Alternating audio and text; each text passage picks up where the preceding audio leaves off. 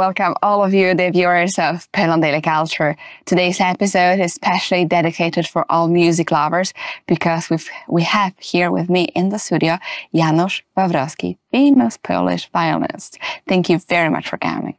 My pleasure. Nice to see you.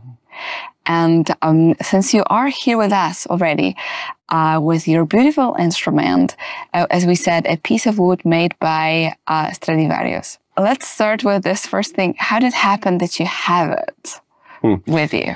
I met a very nice guy who is one of the richest Polish, and he has also passion for music, for wood, and he decided to invest his money into this instrument, which is, of course, it's not possible for violinists to buy such a beautiful violin, such an old violin.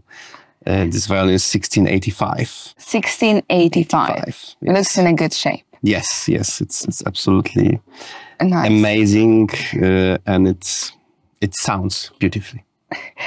Exactly. So that's my other question is, right now we have, after all, so much of modern technology and everything which enables us to look in details. Why is Stradivarius still the best? Basically, what I know, the quality of wood makes a difference. So today we don't have such a wood because of the changing of weather. The Stradivari was using the wood which grown up in a small ice age, as we say in Europe. It was in 1600, yes, so it was in 16th, 17th century. So the wood which is growing during the big, very hard winter, it's much harder, much more condensed. Condensed, I understand.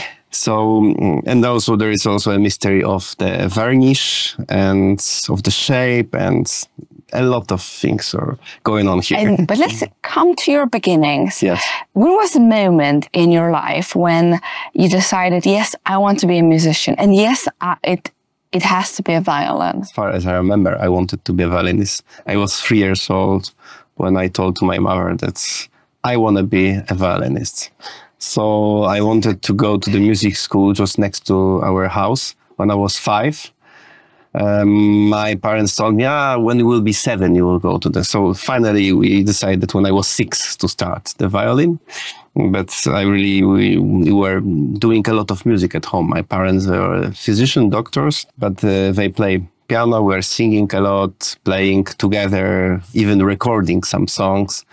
And then, of course, I switched to violin. And later on, I know that after finishing high school in Poland, you decided for the studies abroad, and that was Austria. Yes. Was there any change, like in approach or teachers or way of teaching?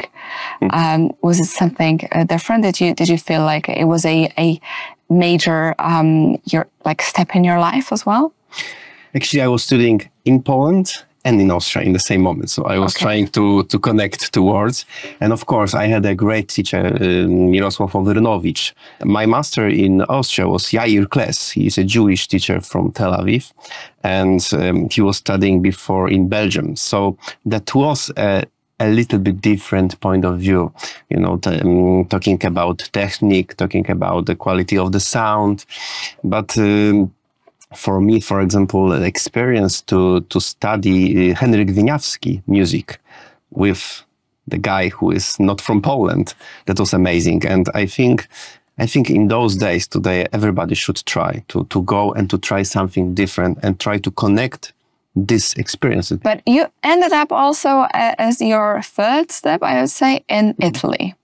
Yes. What was this? Like, why Italy also? And did you learn anything even better there or more amazing?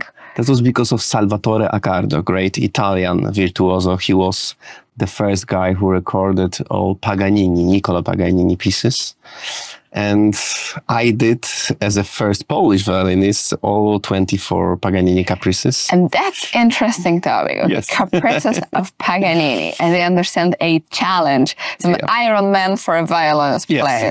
Yes, definitely. And so you decided also to do it. So what Paganini actually, what kind of challenge did he put for a musician?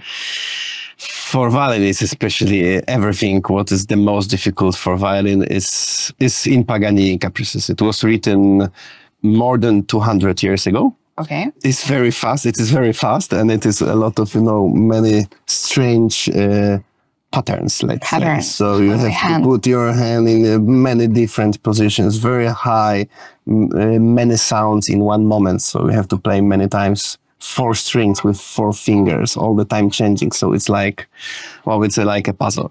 Okay, you had recently a very interesting achievement and also interesting story behind all of this. So you found a concerto of Ludomir Różycki, which was lost, as I understand.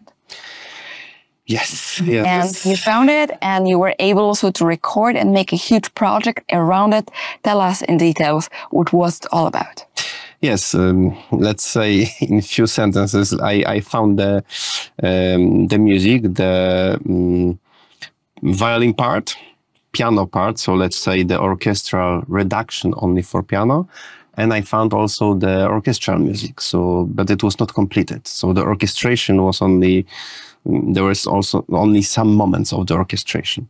Until 2016, nobody knew that the concerto was completed in such a percentage, yes? And the concerto was written during the Warsaw Uprising in 1944. Wow. Yeah, it's very positive music. Różycki was in Warsaw. We know his house in Żoliborz. We know the place he was staying. We know that his house was burned by German army. His piano was destroyed. He had to run away. And they buried with his wife the case with music and with documents, maybe even more than one case, in the garden. Oh, interesting. And after the war, his family or some builders, reconstructors of our city, they found this case and they brought the music to the National Library. But I don't know why, but it was all the materials was were spread to different places, or nobody knew that this is the one piece.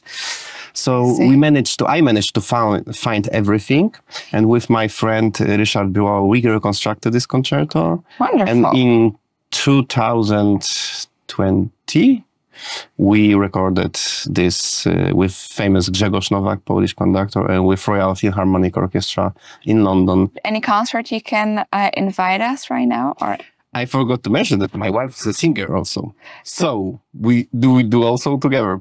Yes, we will play actually with my son, Johannes Brahms double concerto for violin, cello and symphony orchestra in Zielona Góra.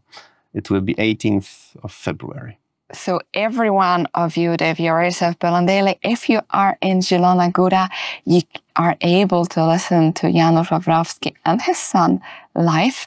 And right now with us, because of this privilege of Poland Daily, you can listen also to the piece of played by Janusz Wawrowski with us. And thank you for watching Poland Daily.